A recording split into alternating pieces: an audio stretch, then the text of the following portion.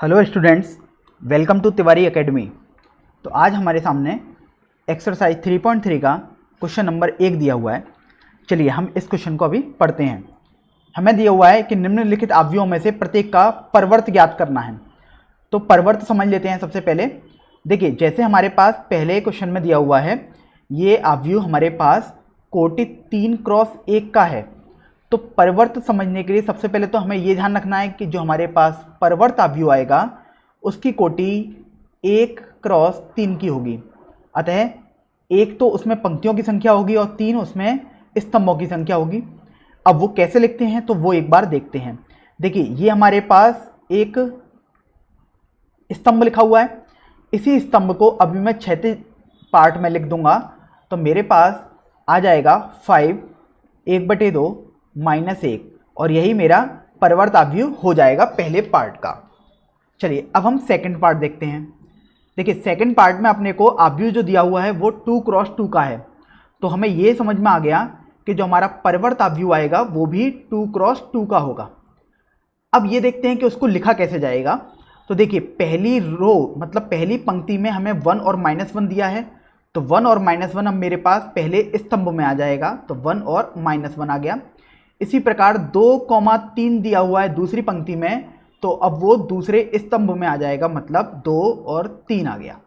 तो इस तरीके से सेकंड पार्ट भी सॉल्व हो गया। अब हम तृतीय पार्ट पर आते हैं। तृतीय पार्ट में हमें देखिए दिया हुआ है 3x3 का अवयव। इसका मतलब परवर्त निकालने पर हमारे पास जो अवयव आएगा उसकी कोटि भी 3x3 ही होगी। अब देखिए, हमारे पास पहली पंक्ति है -1 5 और 6 की। जब हम इसका परवर्त निकालेंगे तो अब ये स्तंभ बन जाएगा, मतलब -1 5 और 6 हो जाएगा। अब देखिए, सेकंड पंक्ति जो थी हमारे पास √3 5 और 6 की, परवर्त निकालने पर ये स्तंभ में बदल जाएगी, मतलब √3 5 और 6 हो जाएगा। तृतीय पंक्ति जो होगी वो तृतीय स्तंभ बन जाएगी और अब हमारे पास 2 3 -1 हो जाएगा। तो इस तरीके से हमने तीनों पार्ट्स के परवर्त निकाल लिए हैं। अब हम अगले क्वेश्चन पर चलते हैं, क्वेश्चन नंबर 2 पर। क्वेश्चन नंबर 2 में हमें दिया हुआ है कि यदि a बराबर एक अवयव दिया हुआ है तथा b बराबर एक अवयव फिर दिया हुआ है, तो हमें सत्यापित करना है कि प्रथम पार्ट को देखते हैं कि a प्लस बी का dash equal to a dash plus b dash. इस डैश को हम परवर्त पढ़ते हैं, तो हम बोल सकते हैं a प्लस बी का परवर्त बराबर a का परवर्त प्लस b का परवर्त। ये हमें सत्यापित करना है। तो चलिए सबसे पहले तो हम a प्लस बी निकालते हैं। तो देखिए, a प्लस बी निकालेंगे तो हमें संगत मानों को जोड़ना पड़ेगा। तो सबसे पहले हम a प्लस बी लिख देते हैं। देखिए क्या आएगा अपने पास, -5, 2 को 1 से जोड़ूंगा तो 3 आएगा और 3 को -5 से जोड़ूंगा तो -2 आएगा। इसी तरीके से मैं सभी अवयवों को उनके संगत अवयवों से जोड़ देता हूँ। तो यहाँ 6 आएगा, यहाँ 9 आएगा, यहाँ 9 आएगा, यहाँ पर -1, यहाँ 4 और यहाँ 2 आ गया। तो ये मेरे पास a प्लस बी आ गया है। अब मैं क्या करूँगा, मैं a प्लस बी का परवर्त या डैश निकालूंगा। तो अभी क्या होगा, वो पंक्तियाँ स्तंभों में चेंज हो जाएंगी, मतलब -5 3 -2। इसी तरीके से देखिए, दूसरी पंक्ति है 6 9 9, तो अब वो दूसरे स्तंभ में चेंज हो जाएगी, मतलब 6 9 9 हो गया। और तीसरी पंक्ति तीसरे स्तंभ में, मतलब -1 4 2 आ जाएगा। तो ये मेरे पास a प्लस बी का परवर्त आ गया। अब हम a का परवर्त प्लस b का परवर्त निकालेंगे।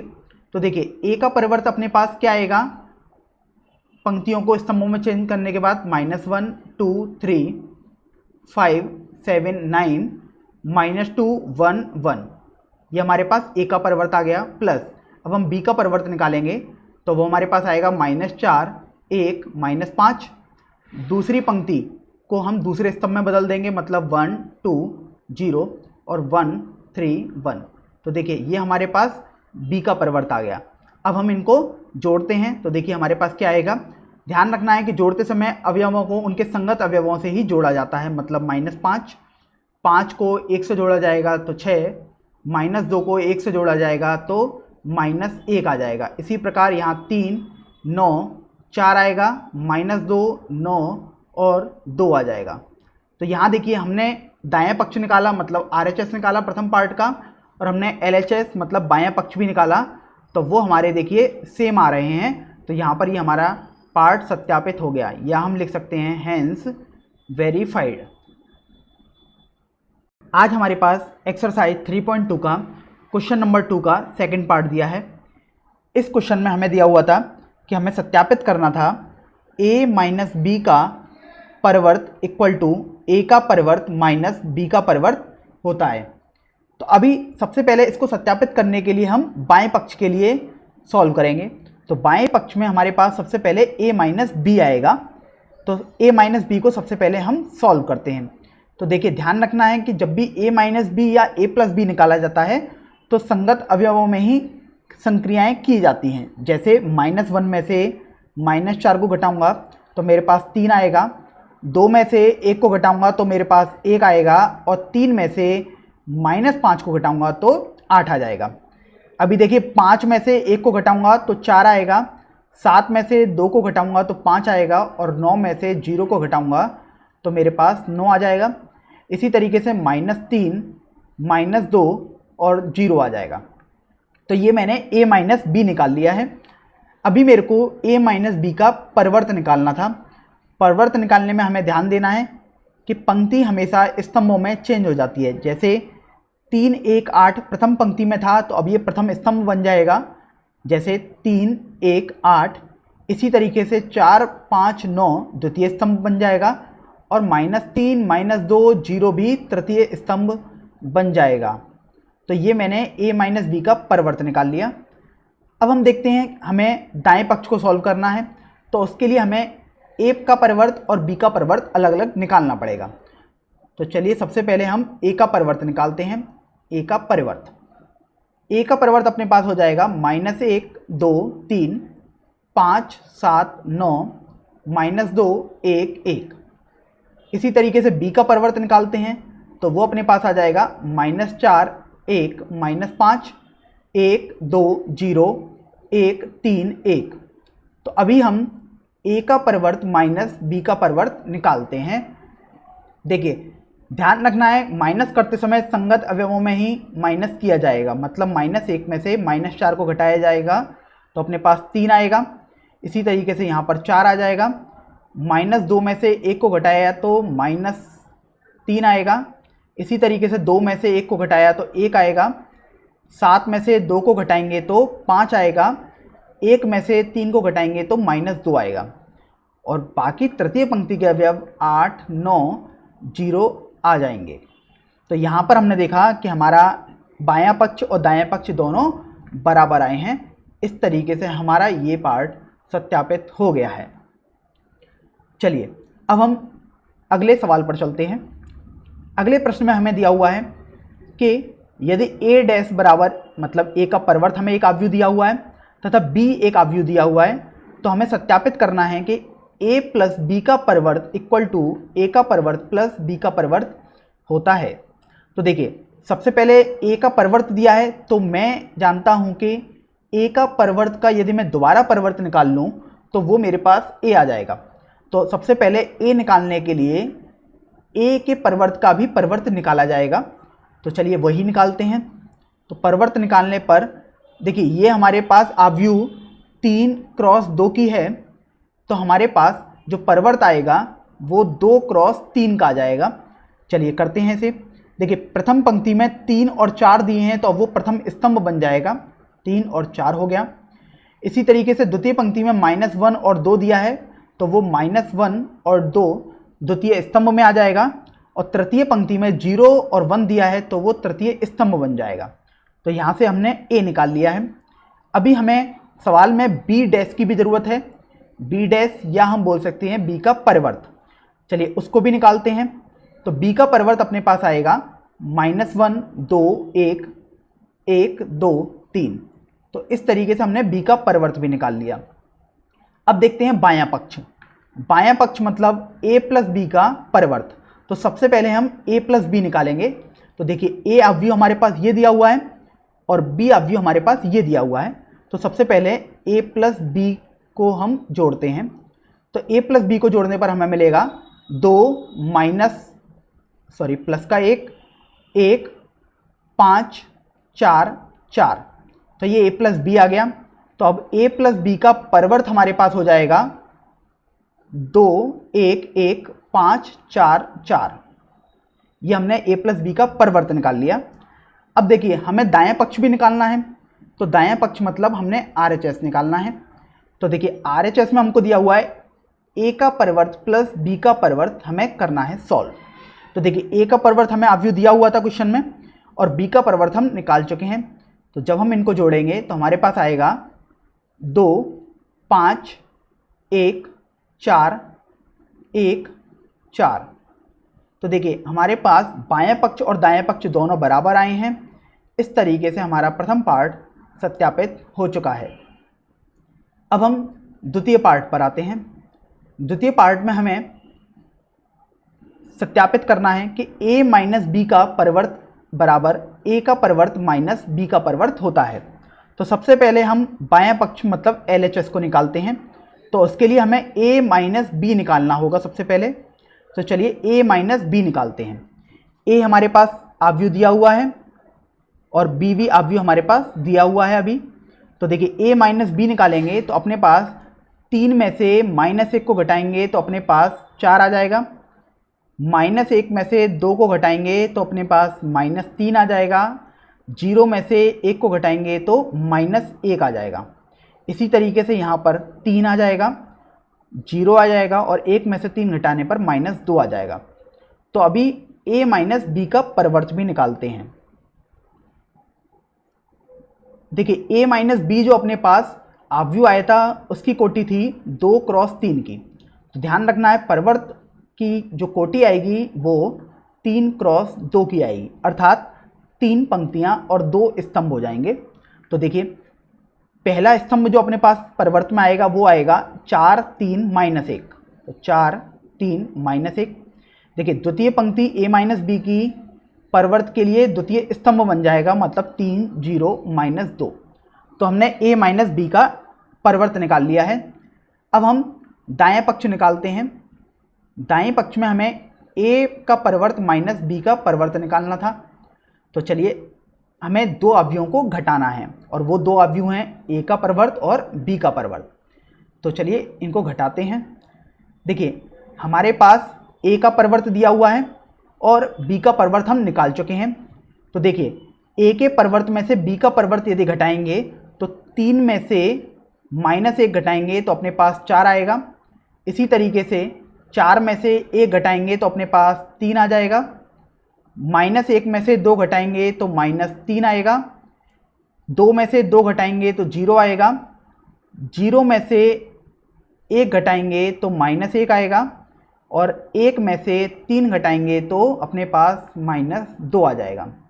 तो यहाँ पर हमने a का परिवर्त माइनस b का परिवर्त भी निकाल लिया है। अब चलिए देखते हैं, हमारे पास बायां पक्ष और दायां पक्ष दोनों बराबर आ रहे हैं, अतः ये हमारे पास LHS बराबर RHS का केस बन जाएगा, अतः ये हमारा सत्यापित हो जाएगा। तो आज हमारे सामने एक्सरसाइज 3.3 का प्रश्न नंबर 4 दिया हुआ है। तो हमें दिया हुआ है कि यदि a डैश एक अवयव दिया हुआ है तथा b भी एक अवयव दिया हुआ है तो हमें a प्लस 2b का परिवर्त निकालना है। चलिए सबसे पहले तो ध्यान रखें यहाँ हमें a डैश दिया हुआ है, मतलब a का परिवर्त दिया हुआ है।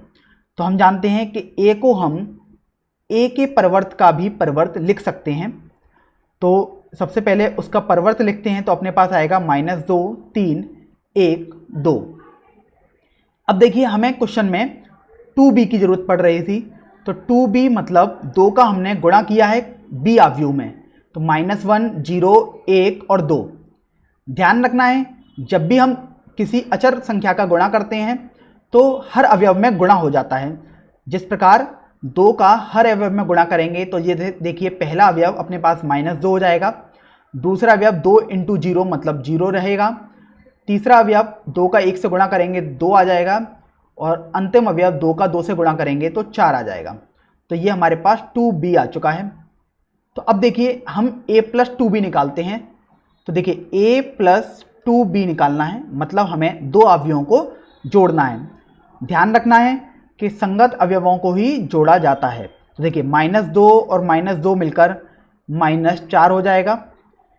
1 और 0 मिलकर अपने पास 1 आएगा, 3 और 2 मिलकर अपने पास 5 आएगा और 2 और 4 मिलकर अपने पास 6 आ जाएगा।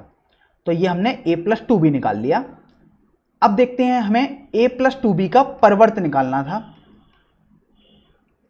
देखिए हमारे पास जो a+2b वाला अवयव आया था उसकी कोटि थी 2 क्रॉस 2 की, तो a+2b का जो परिवर्त निकालेंगे तो उसकी कोटि भी 2 क्रॉस 2 की ही आएगी, क्योंकि स्तंभ पंक्तियों में और पंक्ति स्तंभ में, लेकिन दोनों 2 और 2 ही हैं तो अपने पास कोटि समान रहेगी।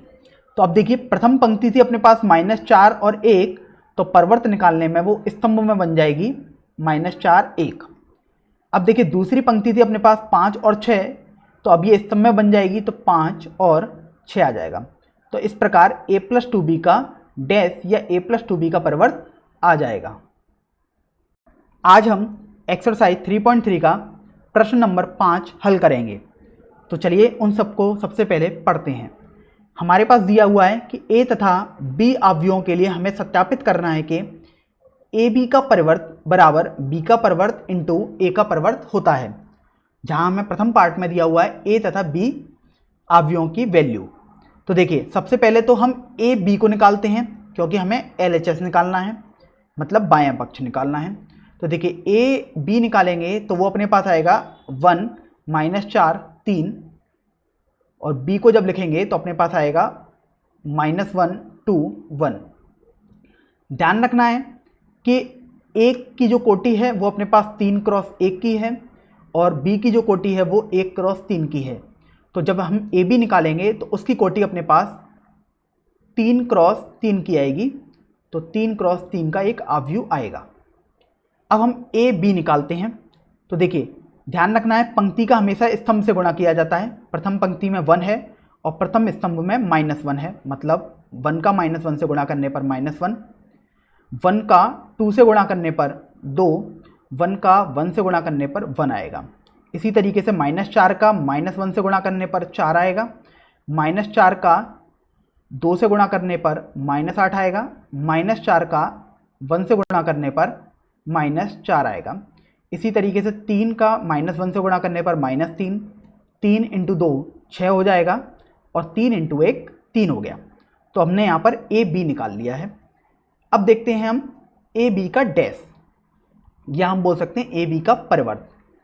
ए बी का परिवर्त निकालेंगे तो पंक्ति हमेशा स्तंभों में चेंज हो जाएगी, मतलब -1 2 1 4 -8 -4 -3 6 3। ये हमने बायां पक्ष निकाल लिया है। अब देखिए हमें दायां पक्ष निकालना है, तो ध्यान रखना है कि दाएं पक्ष को निकालने के लिए ए का परिवर्त और बी का परिवर्त पहले अलग अलग पता होने चाहिए। तो सबसे पहले हम ए का परिवर्त निकालते हैं। ए का परिवर्त अपने पास आएगा 1 -4 3, और बी का परिवर्त अपने पास आएगा -1 2 1। अब हम दाएं पक्ष को निकालने के लिए b का परिवर्त और a का परिवर्त का गुणा करेंगे। तो b का परिवर्त था अपने पास -1 2 1, और a का परिवर्त अपने को दिया है -1 -4 और 3।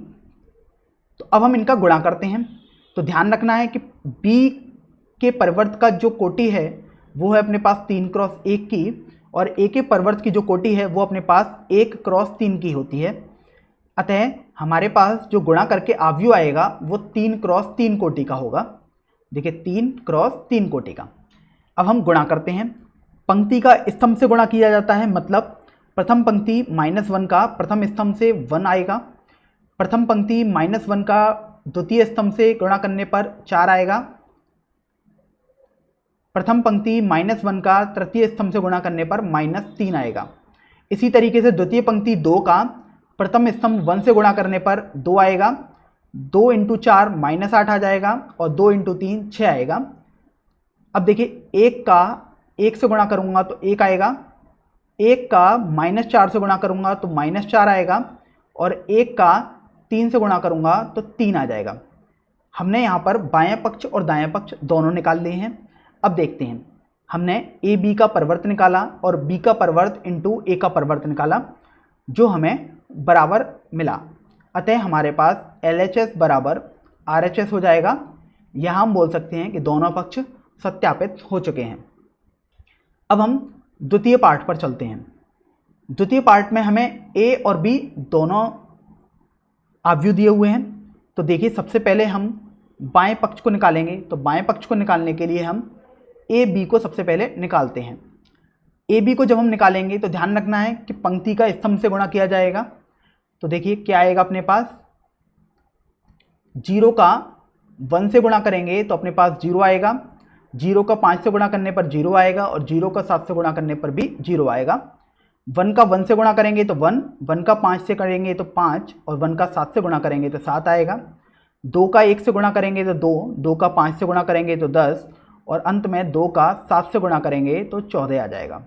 तो इसी तरीके से AB का परिवर्त अपने पास आ जाएगा 0 0 0 1 5 7 2 10 14। ये हमने AB का परिवर्त निकाल लिया। अब हम दाएं पक्ष को सॉल्व करेंगे। तो दाएं पक्ष को सॉल्व करने के लिए हमारे पास B का परिवर्त होना चाहिए अलग से और A का परिवर्त होना चाहिए। तो सबसे पहले हम B का परिवर्त निकालते हैं। तो वो आएगा अपने पास 1 5 7 और A का परिवर्त अपने पास आ जाएगा 0 1 2। तो अब हम B का परिवर्त और A के परिवर्त का गुणा करेंगे। तो देखिए 1 5 7 हो जाएगा और 0 1 2 हो जाएगा। अब हम इनका गुणा करेंगे तो हमारे पास देखिए B डैश की जो कोटि है वो है 3 क्रॉस 1 की और A डैश की जो कोटि है वो है 1 क्रॉस 3 की। तो ये हमें पता लग गया है कि B डैश और A डैश का जब हम गुणा करेंगे तो हमारे पास 3 क्रॉस 3 का आव्यूह आएगा। 3 क्रॉस 3 का आव्यूह हमने बना लिया है। अब हम उसमें अवयव भरते हैं। तो देखिए प्रथम पंक्ति का प्रथम स्तंभ से गुणा करने पर 0 आएगा। प्रथम पंक्ति मतलब 1 का द्वितीय स्तंभ मतलब 1 से गुणा करने पर 1 आएगा। इसी तरीके से 1 का 2 से गुणा करने पर 2 आएगा। 5 का 0 से गुणा करने पर 0 आएगा। 5 का 1 से गुणा करने पर। तो आज हम एक्सरसाइज 3.3 का क्वेश्चन नंबर 6 सॉल्व करेंगे। इसका फर्स्ट पार्ट देखते हैं। यदि A बराबर आपको एक आव्यूह दिया हुआ है तो हमें सत्यापित करना है कि A dash into A equal to I होता है। I मतलब हमने पढ़ा है इकाई या तत्समक आव्यूह और A डैश हमने पढ़ा है कि एक परिवर्त आव्यूह होता है A का।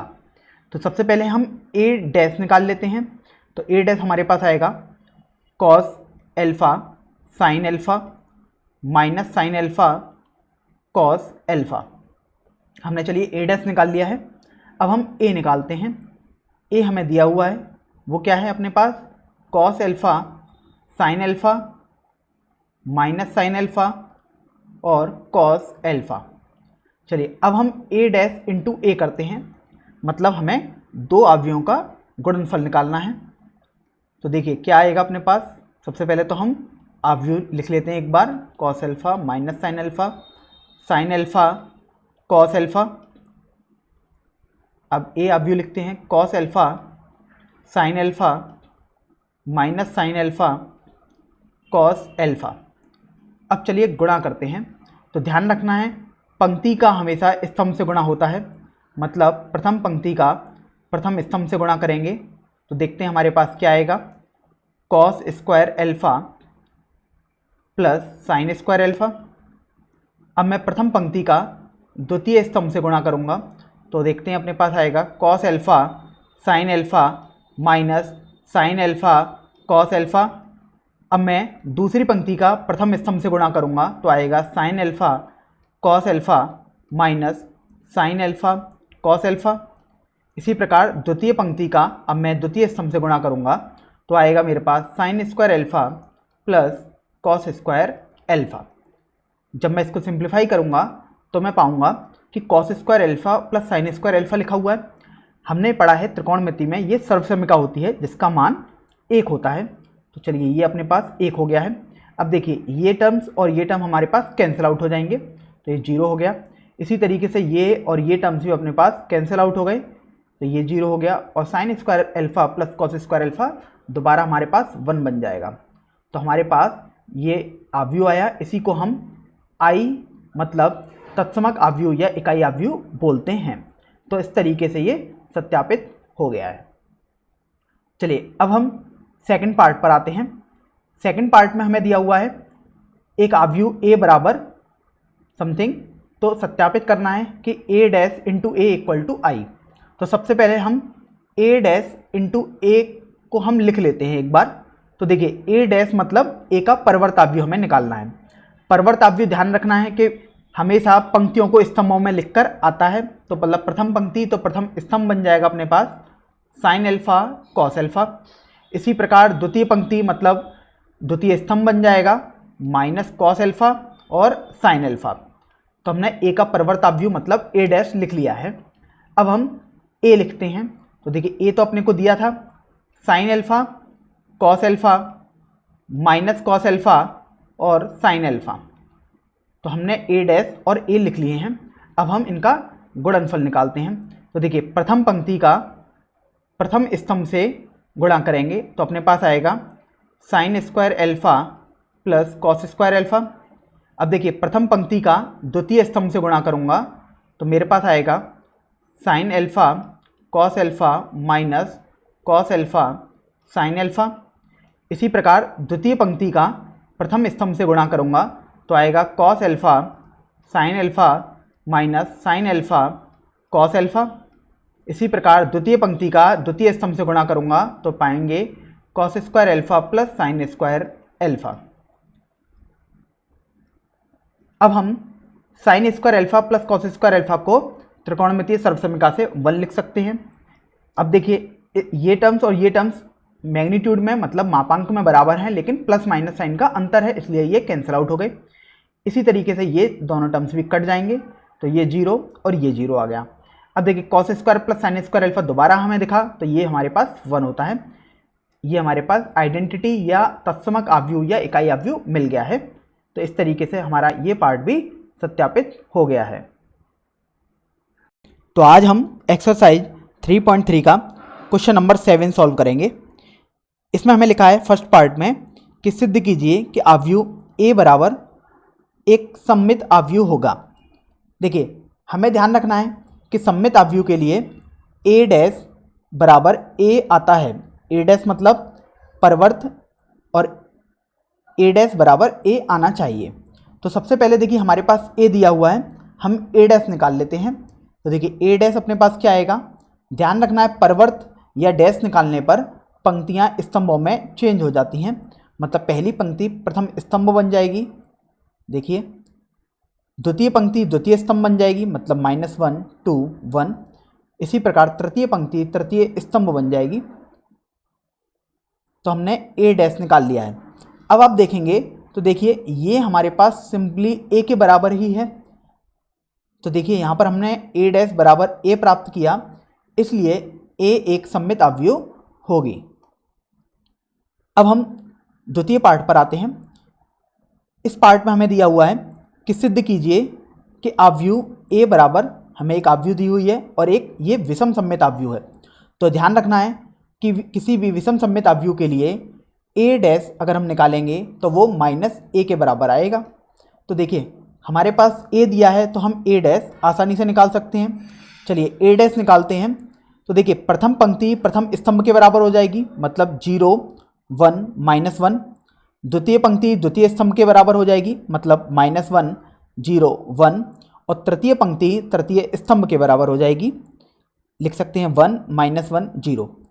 अब आप देखिए कि अगर मैं सभी अवयवों में से -1 कॉमन ले लूँ तो मेरे पास कुछ ऐसा आ जाएगा, -1 और एक आव्यूह बचेगी 0 1 -1 -1 0 1 1 -1 0।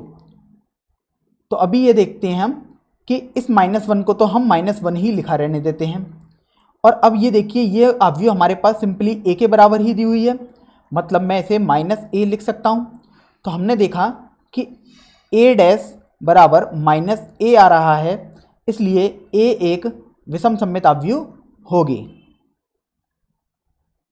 तो आज हम एक्सरसाइज 3.3 का क्वेश्चन नंबर 8 सॉल्व करेंगे। इसमें हमें दिया हुआ है कि यदि a एक आव्यूह दी हुई है तो हमें सिद्ध करना है प्रथम पार्ट में a प्लस a डैश एक सममित आव्यूह होगा। तो देखिए सबसे पहले हम a प्लस a डैश निकाल लेते हैं। तो a प्लस a डैश निकालते हैं तो देखिए ए की वैल्यू अपने पास है 1 5 6 7 प्लस ए डैश यदि निकालूंगा तो मतलब हमें ए का परिवर्त निकालना है। तो देखिए परिवर्त निकालने में पंक्तियां स्तंभों में चेंज हो जाएंगी, मतलब प्रथम पंक्ति 1 और 5 जो अवयव दिए हैं वो प्रथम स्तंभ के अवयव बन जाएंगे 1 5 6 7। तो अब देखिए इनको हमें जोड़ना है तो देखिए अपने पास आएगा 2 11 11 और 14। ये हमारे पास a प्लस ए डैश आ गया। अब देखिए हमने a प्लस ए डैश को सममित अवयव हमें प्रूफ करना है। तो हमने सममित अवयव को प्रूफ करने का एक तरीका पढ़ा था कि यदि कोई अवयव c दिया है और c बराबर यदि c डैश आ जाता है तो c एक सममित अवयव होगा।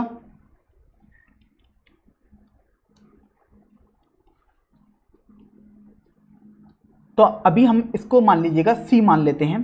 तो अभी हम क्या करते हैं c डैश भी निकालते हैं। देखिए c डैश अपने पास क्या आएगा 2 11 11 और 14। तो हमने देखा कि c डैश हमारा c के बराबर आ रहा है, इसलिए c एक सममित अवयव होगा। और यदि c एक सममित अवयव है तो a प्लस ए डैश भी एक सममित अवयव ही होगा, क्योंकि c का मान a प्लस ए डैश ही है। इस तरीके से प्रथम पार्ट सत्यापित हो गया। अच्छा, एक बात हमें और ध्यान रखनी है कि सममित अवयव को सिद्ध करने के लिए कुछ शर्तें भी हमारे पास होती हैं, जो हमने सममित अवयव की परिभाषा में पढ़ी थी। हमने पढ़ा था कि यदि किसी भी अवयव में ए आई जे इक्वल टू ए जे आई मिल जाए तो वो हमारे पास सममित अवयव होती है। तो अभी हम देखते हैं a प्लस ए डैश में। a प्लस ए डैश में देखिए ए आई जे मतलब ये वाला हमारे पास अवयव है a12, तो हमारे पास a21 भी बराबर होना चाहिए और a21 हमारे पास ये अवयव आता है। तो देखिए हमारे पास a12 और a21 बराबर है, इसलिए हम इसे सममित अवयव भी बोल सकते हैं। तो हमारे पास ये दूसरा तरीका था सममित अवयव को सिद्ध करने का। चलिए अब हम पार्ट 2 पर चलते हैं। पार्ट 2 में हमें सिद्ध करना है कि a माइनस ए डैश एक विषम सममित अवयव होगा।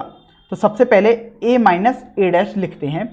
तो a अपने पास दिया हुआ है 1 5 6 7 माइनस ए डैश अपने पास हो जाएगा 1 5 6 7। चलिए जब हम इसको सिद्ध सॉल्व करेंगे तो हम पाएंगे 1 में से 1 को घटाएंगे तो 0 आएगा, 5 में से 6 को घटाएंगे तो -1 आएगा, 6 में से 5 को घटाएंगे तो 1 आएगा और 7 में से 7 को घटाएंगे तो अपने पास 0 आएगा।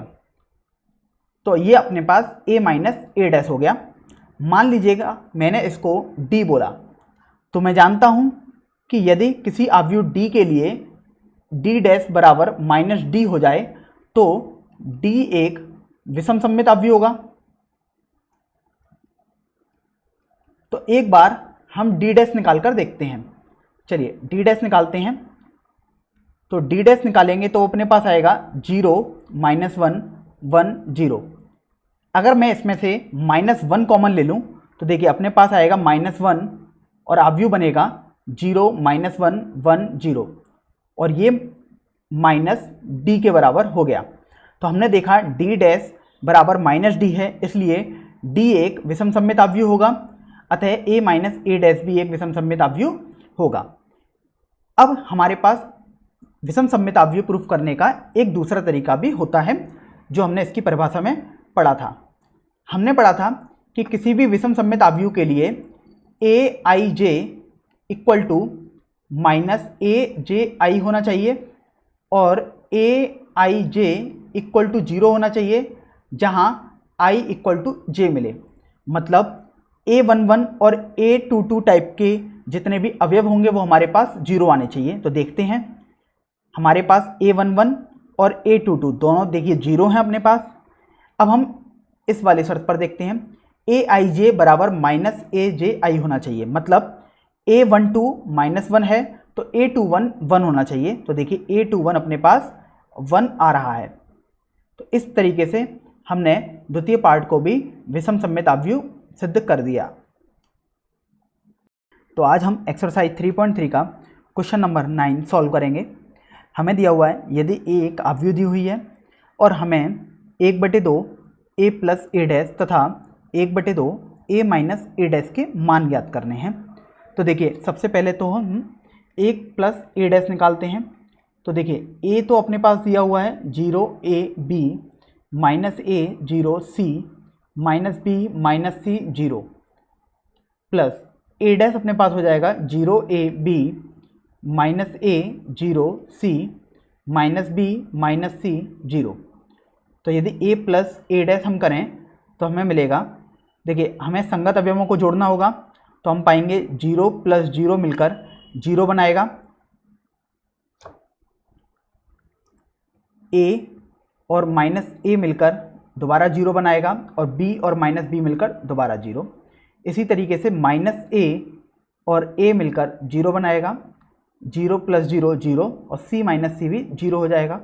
इसी तरीके से ये सभी अवयव हमारे पास 0 हो जाएंगे। तो यदि हम 1/2 ए प्लस ए डैश भी निकालें तो इसका मतलब हमें अवयव में 1/2 का गुणा करना पड़ेगा। इसका मतलब हर अवयव में 1/2 का गुणा हो जाएगा। तो हर अवयव हमारे पास तो 0 है, तो यदि 1/2 का गुणा भी करेंगे तो हम 0 0 0 ही पाएंगे हर जगह। तो इस प्रकार 1/2 ए प्लस ए डैश आ जाएगा। अब हमें 1/2 ए माइनस ए डैश का मान निकालना है। तो देखिए ए माइनस ए डैश को सबसे पहले हम निकालते हैं। तो देखिए ए अपने को दिया है 0 A B minus A 0 C minus B minus C 0 minus A dash मतलब ए का परिवर्ताव्यु, वो अपने पास हो जाएगा 0 A B minus A 0 C minus B minus C 0। तो अभी हम ए माइनस ए डैश करेंगे तो हमें मिलेगा 0, क्योंकि हमने 0 में से 0 को घटाया है तो हमें 0 मिल गया। अब हम a में से माइनस ए को घटाएंगे तो हमें 2a मिलेगा। इसी तरीके से 2b मिल गया, माइनस 2a 0 2c मिला, माइनस 2b माइनस 2c और 0 मिल गया। अब हम 1/2 a माइनस ए डैश निकालेंगे। इसका मतलब हमें a माइनस ए डैश के प्रत्येक अवयव में 1/2 का गुणा करना होगा। तो देखिए हमें क्या मिलेगा, 0 A B minus A 0 C minus B minus C 0। तो इस प्रकार 1/2 ए माइनस ए डैश भी अपना आ जाएगा। चलिए अब हम अगले क्वेश्चन पर चलते हैं।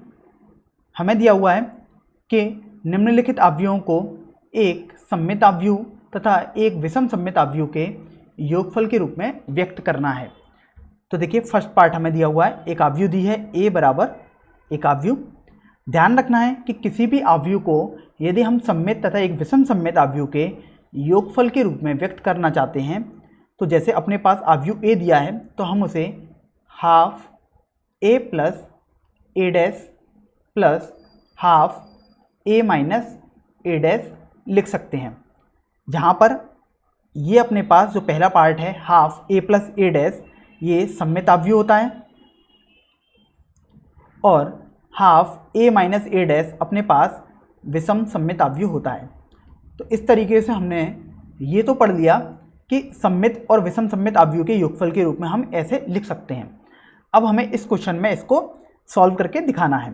तो देखिए सबसे पहले तो हम a डैश ही निकाल लेते हैं क्योंकि a डैश की हमें ज़रूरत पड़ेगी। तो देखिए a डैश आएगा अपने पास 3 5 1 माइनस 1। तो a को हम लिख सकते हैं 1/2।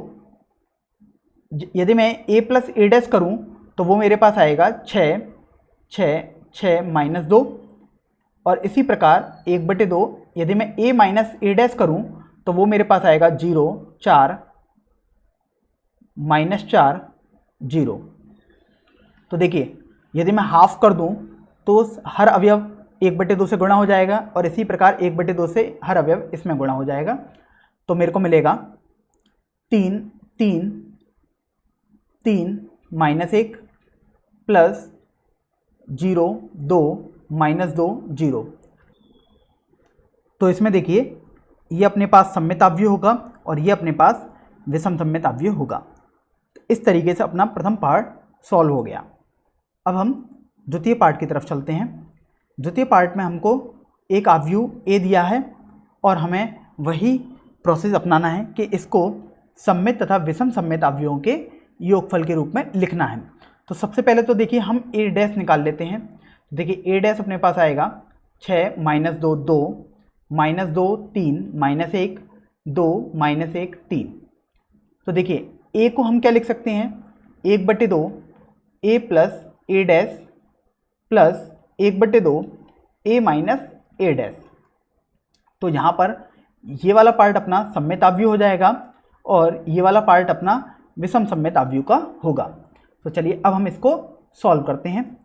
तो अपने पास आएगा a = 1/2, यदि मैं a प्लस ए डैश करूँगा तो वो मेरे को मिलेगा 12 -4 4 -4 6 -2 4 -2 6 प्लस 1/2, यदि मैं a माइनस ए डैश निकालता हूँ तो देखिए वो मेरे को क्या मिलेगा 0 0 0 0 0 0 0 0 0।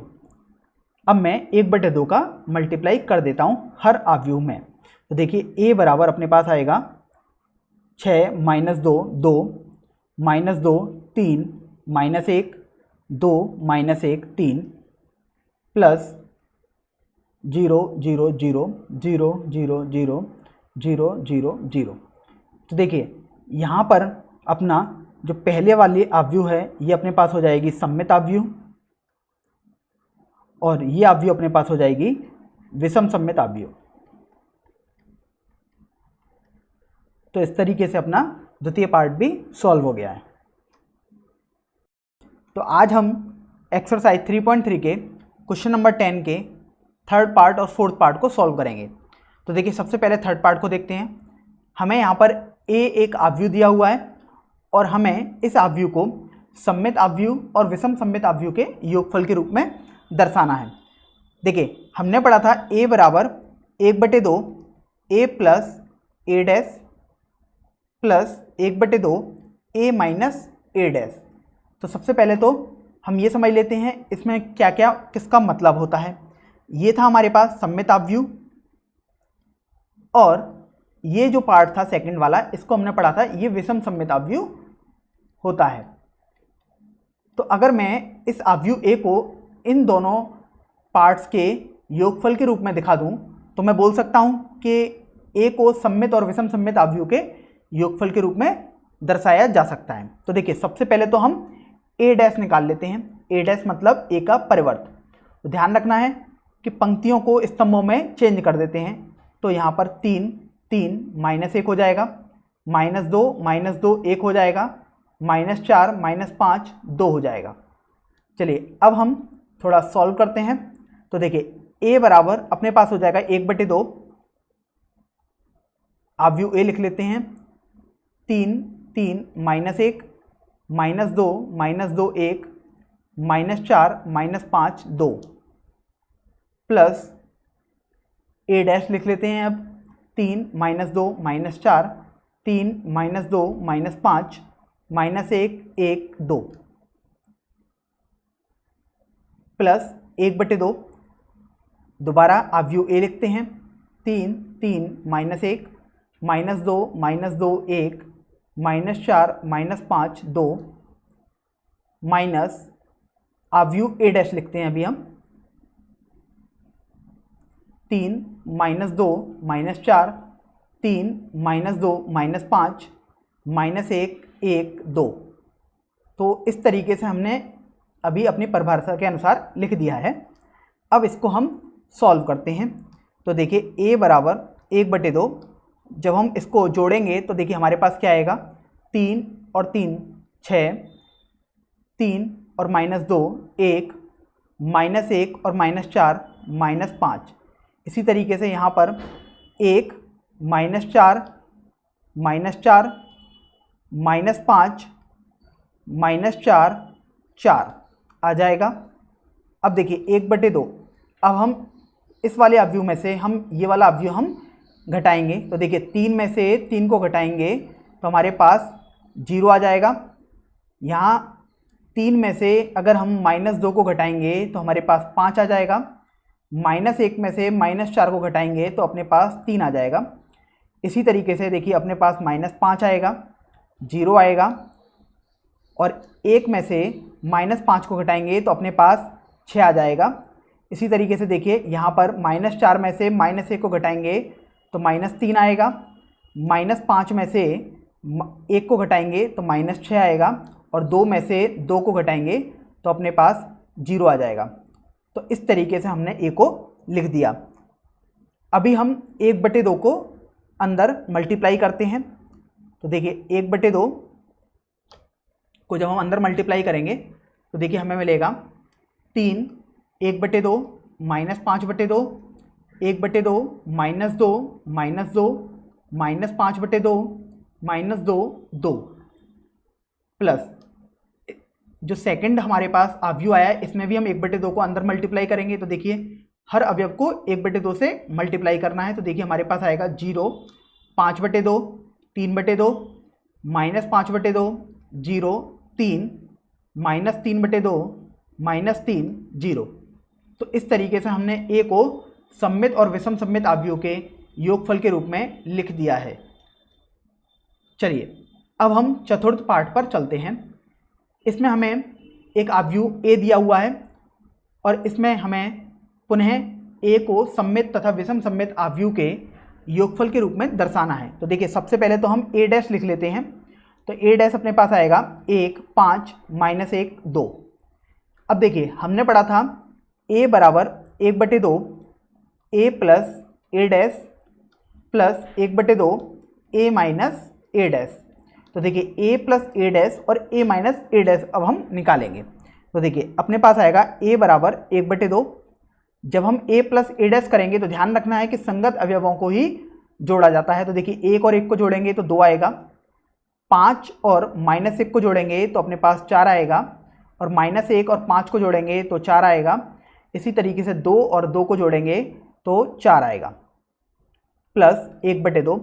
अब a माइनस a डैश किया जाएगा। तो 1 में से 1 घटाने पर 0, 5 में से -1 घटाने पर 6, -1 में से 5 घटाने पर -6, और 2 में से 2 घटाने पर 0 आएगा।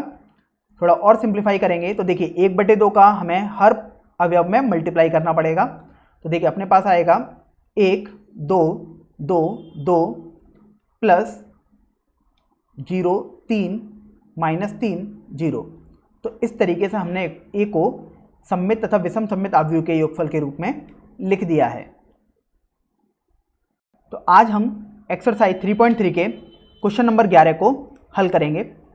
चलिए पढ़ते हैं। अब हमें दिया हुआ है यदि a तथा b समान कोटि के सममित अवयव हैं तो ab माइनस ba 1, और हमारे पास 4 विकल्प दिए हुए हैं और हमें सही विकल्प को चुनना है। तो देखिए हमारे पास दिया हुआ है a तथा b समान कोटि के सममित अवयव हैं। तो देखिए सममित अवयव के लिए हमने पढ़ा है कि a डैश हमारा a के बराबर आएगा और इसी प्रकार b डैश b के बराबर आएगा। अब हमें ab माइनस ba के बारे में पता करना है। तो देखिए मैंने क्या करता हूँ, मैं c बराबर ab माइनस ba मैं मान लेता हूँ अपनी तरफ से।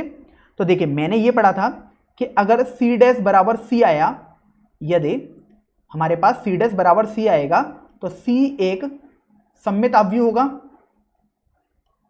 और यदि c डैश बराबर माइनस c आएगा तो c एक विषम सममित अवयव होगा।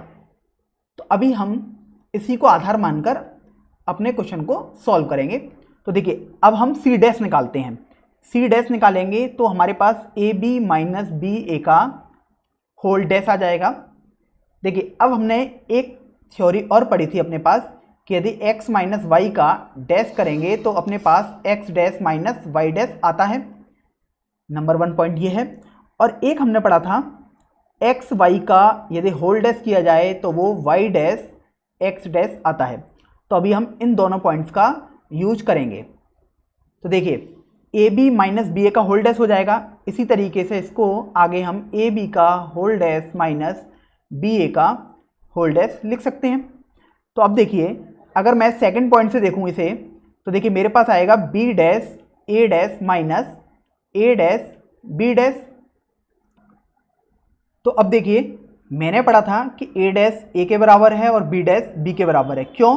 क्योंकि ये तो मुझे प्रश्न में दिया हुआ था कि सममित आव्यूह हैं। तो अभी देखिए बी डैश की जगह बी लगा देंगे और ए डैश की जगह ए लगा देंगे, तो ये बन जाएगा B A minus A B. तो अगर मैं इसमें माइनस साइन कॉमन ले लूँ तो ये मेरे पास लिखा हुआ है ए बी माइनस बी ए। ये मेरा सब कुछ सी डैश के बराबर चल रहा है।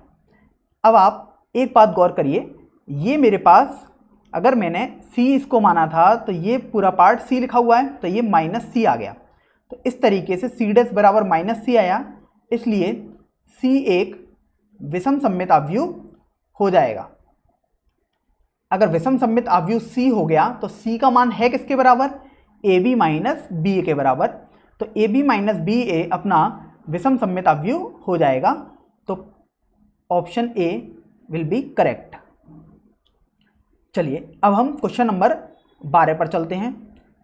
हमको दिया हुआ है कि यदि ए बराबर एक आव्यूह है और हमें एक संबंध दिया हुआ है कि ए प्लस ए डैश बराबर आई है, तो अल्फा का मान बताना है। आई एक तत्समक आव्यूह या इकाई आव्यूह होता है, जिसको अंग्रेजी में एलिमेंट्री मैट्रिक्स भी कहते हैं। तो चलिए सबसे पहले तो हम ए डैश निकालते हैं। तो ए डैश अपने पास आएगा cos alpha minus sine alpha, sine alpha cos alpha. तो ए प्लस ए डैश भी करते हैं, तो ए प्लस ए डैश हमने किया तो वो हमारे पास आएगा 2 कॉस एल्फा 0 0 2 कॉस एल्फा। अब देखिए ये तो अपना ए प्लस ए डैश आ गया और ये हमें आई के बराबर दिया था। आई मतलब इकाई या तत्समक आव्यूह जो 1 0 0 1 जैसा होगा। अब हमारे पास दो आव्यूह समान दिए हुए हैं, तो इसका मतलब इनके संगत अवयव भी बराबर होंगे। इसका मतलब 2 कॉस एल्फा हमारा 1 के बराबर होगा, तो कॉस एल्फा 1/2 के बराबर होगा। और त्रिकोणमिति से हमने देखा है कि कॉस एल्फा बराबर 1/2 को हम कॉस 60 डिग्री भी लिख सकते हैं। तो एल्फा हमारा 60 डिग्री हो जाएगा, या 60 डिग्री को अगर हम रेडियन में बदलें तो वो पाई/3 के बराबर आता है। तो अतः हमारा ऑप्शन बी करेक्ट हो जाएगा।